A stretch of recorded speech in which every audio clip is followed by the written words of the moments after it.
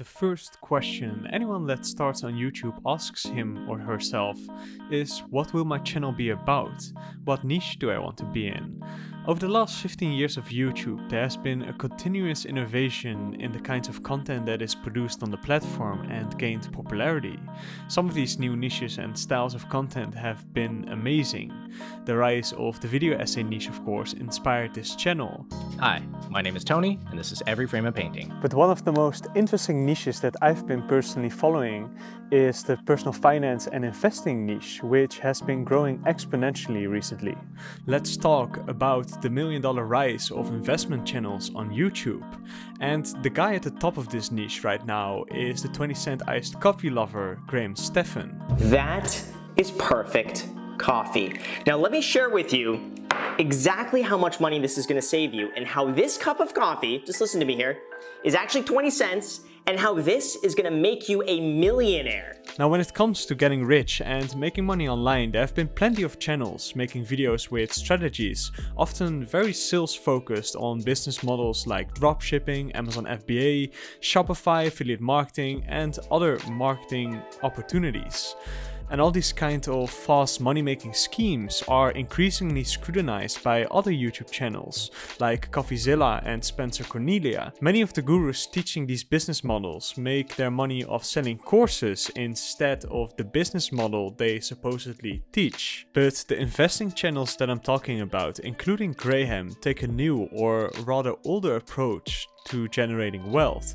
Basically, a strategy of a penny saved is a penny earned in combination with investing it in reliable long-term investments such as the S&P 500 or real estate if you are willing to learn the business. They approach the stock market with an investing strategy of don't try to get rich quick, but instead make reliable investments over a 30 or 40-year period. That is the way to go. And this is where it gets interesting, because the stock market has long held a reputation of being a kind of gambling for smart guys, as Coffee Break puts it. A place of fast money, of big money for the smartest guys in the room. Now, as a cinema lover, I've always filtered my view of Wall Street through the movies and TV shows I've watched. It was either a place of brilliant mathematician numbers guys who could see through the matrix, or a place of crooks and scammers, or maybe something in between. I don't pretend I'm an ordinary guy got lucky. I am a monster. A carnivorous fucking monster. And this is where Graham comes in. First of all, he presents his thoughts and expertise about personal finance and investing in the stock market with an authenticity and a general nerdy enthusiasm regarding everything that has to do with wealth building, real estate, credit cards, investing, and money and financial news. And this is really disarming towards the idea that stocks, Wall Street and marketing is an immoral world. Secondly, the strategies of wealth building he presents are extremely reasonable and easy to understand. It is not a fast money-making scheme. He argues for as safe as possible buy and hold strategies executed over multiple decades. Invest a bit every month in the S&P 500, which has had an average return of around 9% yearly over the last century.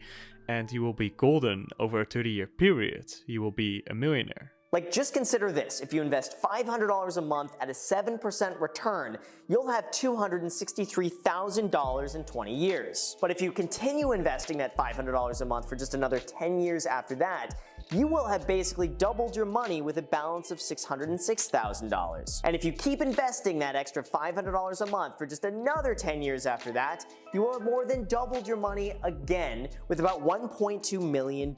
It is all very reasonable and understandable information that in many ways goes against the cliches of the world of Wall Street and banking. I think the greatest thing that this niche on YouTube brings is that it makes financial responsibility, saving money and long-term investments cool.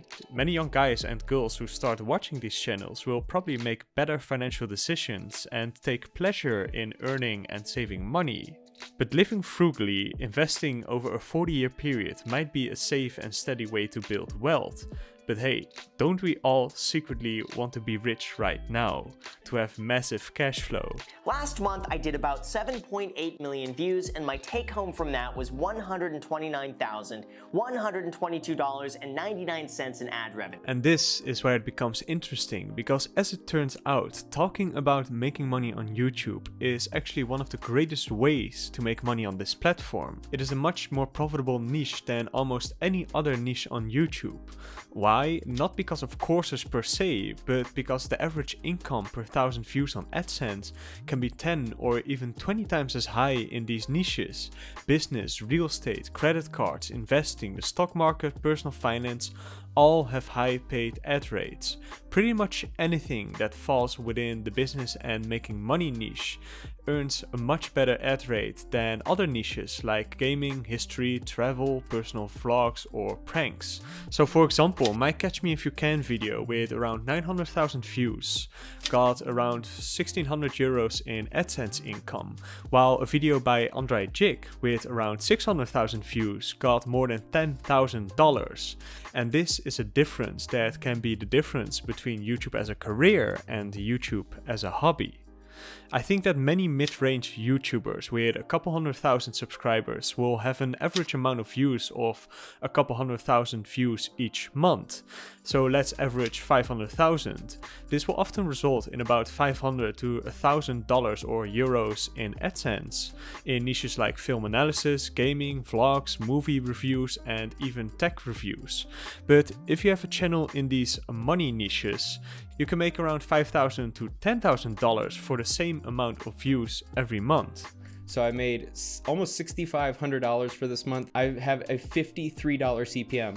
And a lot of your favorite YouTubers, if they're entertainment, if they're vlogging, a lot of people with a lot of subscribers get like $1 CPM. Like if you're into music, it's like $2, $3 CPM. So $53 is insane. And with this glorious cash flow, you suddenly have plenty of money to put into stocks or real estate.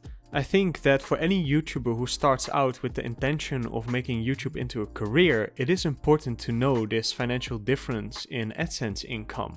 Still, YouTube should always be a place where you do something you're passionate about, where you make videos about what you love. And we can't all be finance nerds like Stephan. We don't want everyone to be a copy of a copy of a copy of Graham. And here is where creativity comes in. Take for example my buddy Jake Tran, who started his channel in the finance niche, making videos that are very similar to Stephan.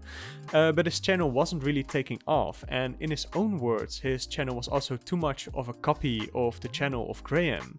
So he switched to a video essay style while still exploring business topics, specifically the dark side of business. This is the new Yakuza you'll be entering, and if you want to make it out on top, if you want to make it out alive, you're gonna have to understand the economics of the Yakuza.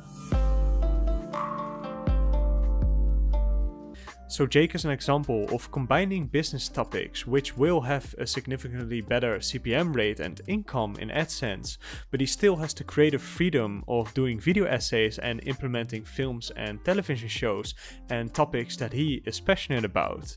So I think it is possible to find creative methods of implementing these kinds of niches like business, investing, economics and real estate. Other examples of great video essay channels that do this are Economics Explained and Cold Fusion. In short, it's good money talking money, and when it comes to ad revenue, it is going to make a significant difference. A while back, one of my fellow video essayists, Daniel from Film Radar, posted a video explaining he was struggling finding financial stability through his YouTube channel. Similarly to us, he makes video essays about movies, and at that moment he was generating around 300,000 views a month, which in the film analysis niche will bring in around $400 to $800 in ad revenue, which of course is not enough to live from. And at that point he didn't have enough sponsorships to make up the difference. Simultaneously, creators from the business niches that we've discussed will make around $3,000 from the same amount of views, which would be enough to live from. In the end, when it comes to starting YouTube, everyone should follow their own passions and their own talent. If you don't like what you are making videos about, you're never gonna get millions or hundreds of thousands thousands of views anyway. But if you want to make YouTube into your career, you have to be aware of what your views can be worth and the different monetization options that are out there. And when it comes to AdSense, it is definitely the case that these niches can make you a lot more money than certain other niches. Thank you all for watching.